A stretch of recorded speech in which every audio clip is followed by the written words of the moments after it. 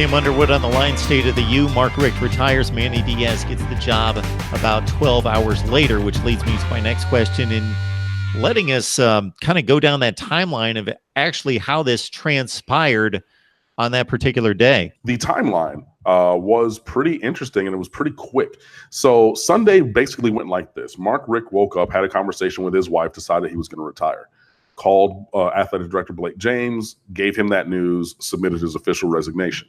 Blake James then called university president Julio Frank to let him know about that, but then also say, this is what I was thinking, because you always, as an athletic director, need to have a couple names in your pocket in case that something happens, just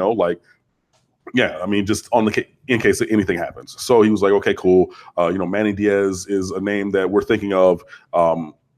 Should I contact him, preliminary, I think I want to move on this now. And this is Sunday, by the way. So then Blake James texted Manny Diaz to see if he was still in town in Miami, which he was, and he said, hey, would you like to have a meet together nowish, like in the mid-afternoon. So the press release came out from Miami Athletics at 12:47, I want to say, that Mark Richt had retired. Because I was sitting at brunch starting at 12, so that's about right. And then they had Diaz and Blake James, the athletic director, had their meeting sometime in that 1 o'clock hour.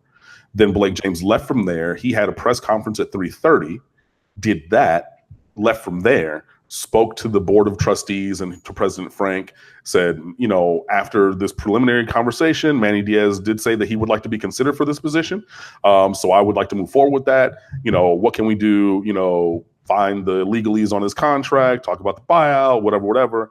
They did that for a while. And then at 10:47 or 10:57 p.m., Manny Diaz was named coach. And after the meeting with the board of trustees and president, then Blake James and Manny Diaz had a second meeting.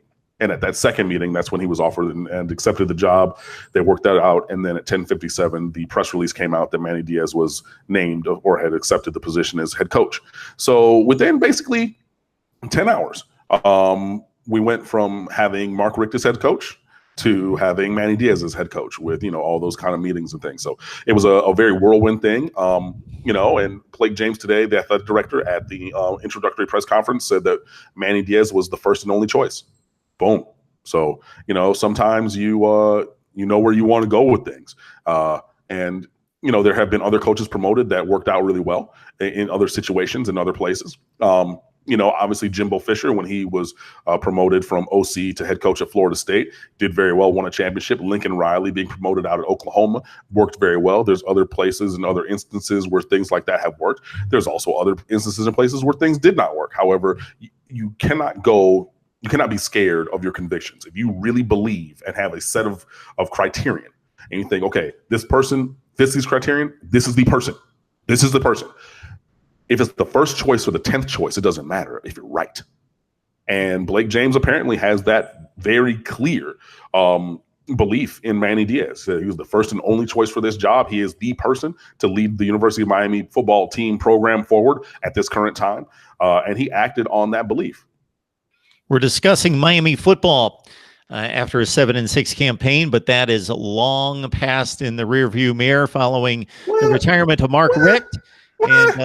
Well, I'm gonna stop you right there, actually, because Manny Diaz said, I am. Okay. Because Manny Diaz today at his press conference said everybody in the building has to own 7-6. Miami was 7-6. It's the old thing. Bill Parcells, you are who your record says you are. You know what I mean? So, did Miami come in with a 8th ranked, slot coming in the preseason? Yes, Miami did not live up to that. So it's in the rearview mirror, but it's still present. We have to lean into it and own it. Not saying we want to repeat that, but you cannot just say, oh, well, that was it. No. That's the current state of affairs, because Miami does not play another game until August 31st against the University of Florida, 3 hours up the road from me in Orlando. So this whole 239 or 240 days from now till then, the University of Miami is still 7-6. So all of the work has to be that. All the wind sprints, all of the squats, all the bench presses, all the curls, all of the drill, everything has to be fueled by that. You can't run away from that or anything. So no. It's in the rearview mirror, but it's still right. It's like the T-Rex from Jurassic Park. Things or items might be closer than they appear because it's still right there, bro. And then, so until we forge a path forward, 7-6 is right on the front of everybody's brain, and it has to be. All right. I'll restate my intro into the next section of our conversation. Mark Rogers TV, the voice of college football, with Cam Underwood from State of the U. 7-6 in the back seat, the rearview mirror, but closer than the objects appear to be. Okay, so Manny Diaz is the guy, and without scanning the country as you started to do with the likes of Jimbo Fisher and Lincoln Riley and their situations at Florida State and Oklahoma, respectively, my thought was, well, you go get the big name guy. But actually, the top programs in the country most recently have not gone out and gotten the big name guy. Kirby Smart, coordinator, on to head coach at Georgia. Lincoln Riley.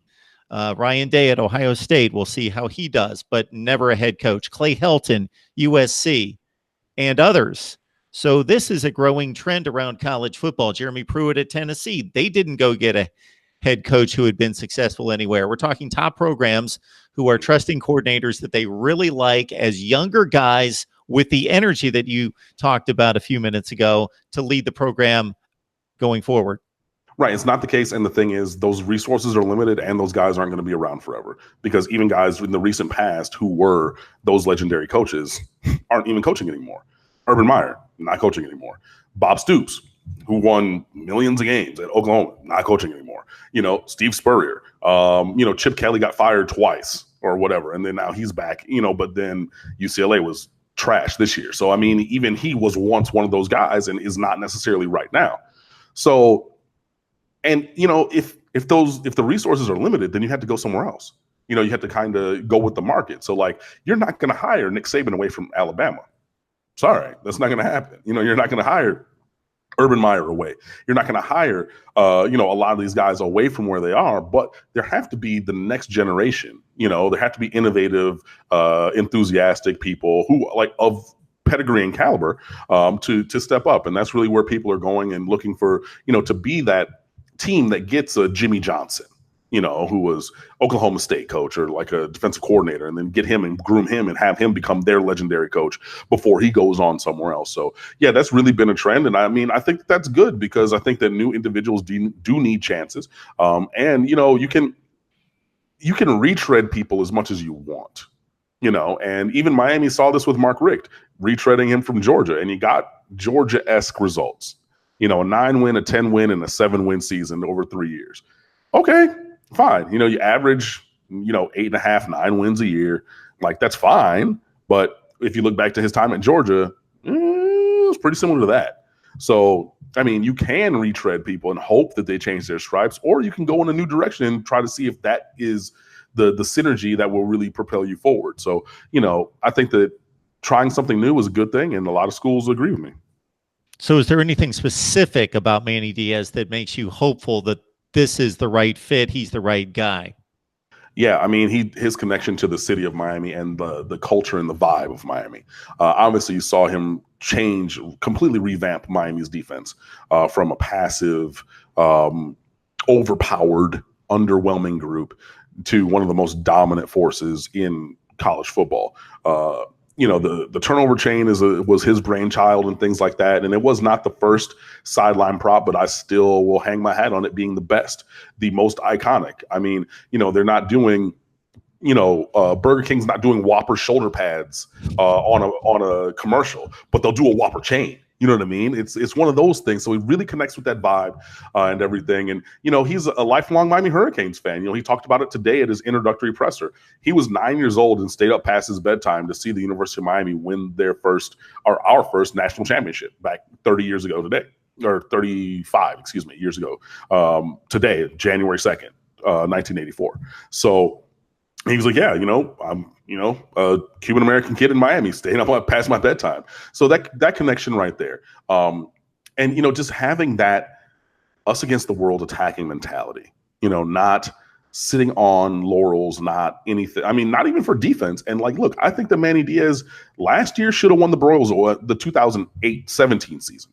I think he should have won the Broyles Award for the nation's best assistant coach, period, full stop. And like, that's the kind of performance he's had. If you look at the numbers and statistics and what he's done as the defensive coordinator, He's not even resting on those. He said nobody here has any status. So when we come back, all of the players after winter break next week, no one has any status. So Shaq Quarterman and Michael Pinckney, who are coming back for their senior years, which is a huge win for Miami, have no status. Now, do I fully expect those guys to earn it and be first team all ACC? Yes, because I think that they're better players and they know the system and things like that. But they don't come in with that. You got to go to practice. You got to do the offseason program. You got to prove to me that you have that. Same thing on offense. And the thing that's interesting, and I was having a conversation with a friend of mine earlier today, Manny Diaz's success at the University of Miami is going to be determined by his offense, which is crazy to say for a defensive coordinator and a defensive guru, obviously aside from the Texas 2-year kind of cratering, things like that. But he leans into that. And just the mentality of Manny Diaz saying, we want to create problems for opposing defenses. So I know what creates problems for my defense, and I want to do that. I want to push the vanguard. And he was asked directly about running a spread, and he said, you know what, teams spread the field all the time, and that word is, I think, overused, but I want to be dynamic. I want to be high intensity. I want to, be physical. I want to do all these things. And there's many different interactions, there's a run-based spread. Who's a run-based spread? I can't think of one right now. Help me out. Run-based spread offense.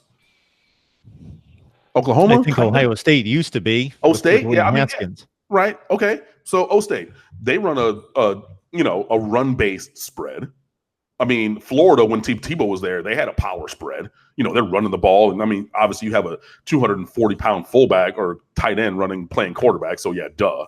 But Mississippi State, they have a power spread, versus Texas Tech, which is air raid spread. And they're trying to throw it, 80 or Wazoo, Washington State. They're trying to throw it 90 times a game and have some kind of running game in there, sure, but really use the short passes and things like that to supplement the run game. Both of those are spreads. Both of those can be effective. But, Manny Diaz said he wants to, the way that you really get defenses off kilter is by making defenders make choices, making them think, giving them conflict. Like, am I supposed to carry this crosser, or do I stay here because there's a flat guy, or do I go up the seam, or do I those kind of things? And I'm really interested to see how that manifests itself, obviously by who he hires as offensive coordinator and the scheme that is employed moving forward. So all of that is to say, I just think that Manny Diaz has a different overall mentality, and we've seen that bear itself out on defense. And I know that the Solid Verbal guys, Dan and Ty, they do their podcast, and they talk about the, every year when you have a new defensive coordinator, people talk about, oh, you're just going to fly to the ball, you're going to be physical, you're going to do these things. Manny Diaz didn't just say that. Miami has embodied that for 3 years. So for him to say, we want to do what we did on defense, but just on the other side, we still want to be physical. We want to be fast. We want to be intense. We want to do all these things that we said over here on D, on O also. I believe him at his word, and I believe he's going to bring in the people to be successful with that. And that, I think, more than anything, that change of mentality. Not we're just going to get it done. We're going to recruit great players and kind of let them go do stuff. We're going to scheme and plan to be dynamic. And that's what I want to see.